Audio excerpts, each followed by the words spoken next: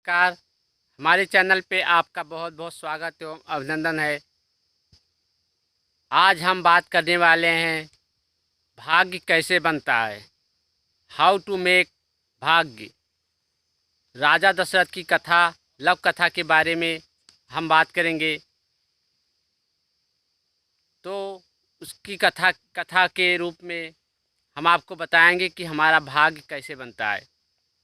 इससे पहले चैनल पे नए हैं तो चैनल को ज़रूर सब्सक्राइब कर लीजिएगा। इसी प्रकार की वीडियो हम आपके बनाते रहते हैं। चलते हैं, वीडियो स्टार्ट करते हैं। हमारे कर्मों से ही हमारा भाग्य बनता है। अगर हम अच्छे कर्म करेंगे तो हमारा भाग्य अच्छा होगा। अगर हमसे कोई गलती हो गई है तो भविष्य में उसकी वजह से हमको दुखों का सामना करना पड़ सकता है। रामायण में राजा दशरथ ने श्री राम को जब राजा बनाने की तैयारियां हो रही थी, पूरी कर ली गई थी, अगले दिन श्री राम का राज तिलक होने वाला था। राज तिलक से पहले वाली रात जब राजा दशरथ कैकेयी के पास पहुँचे तो कैकेयी ने अपने दो वर मांग लिए। एक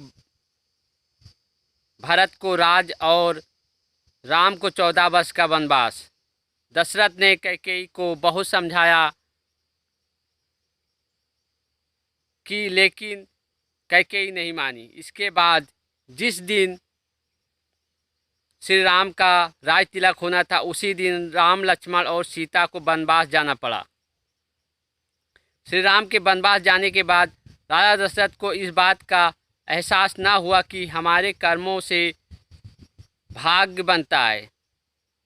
जैसे कर्म करते हैं हमें भविष्य में वैसे ही फल मिलता है। हमें सही कर्म करते रहना चाहिए। राजा दशरथ को याद आई अपनी गलती। श्री राम, लक्ष्मण और सीता वनवास जा चुके थे। इसके बाद जब राजा दशरथ जब कौशल्या जी के साथ बैठे थे तब उन्हें अपनी एक गलती याद आई। राजा दशरथ जब युवा थे तो उन्होंने गलती से श्रवण कुमार को मार दिया था। इस कारण श्रवण कुमार की मृत्यु हो गई थी। श्रवण कुमार के बूढ़े माता पिता का एक ही सहारा था। बूढ़े माता पिता को जब श्रवण कुमार की मृत्यु की सूचना मिली तो उन्होंने राजा दशरथ को भी पुत्र वियोग में तड़पने का शाप दे दिया था। दशरथ ने इसी गलती को याद करके समझ गए कि हमें जो कुछ भी मिलता है उसके पीछे हमारे ही कर्म होते हैं। इसलिए हमें अपने कर्मों के संबंध में सतर्कता रखनी चाहिए।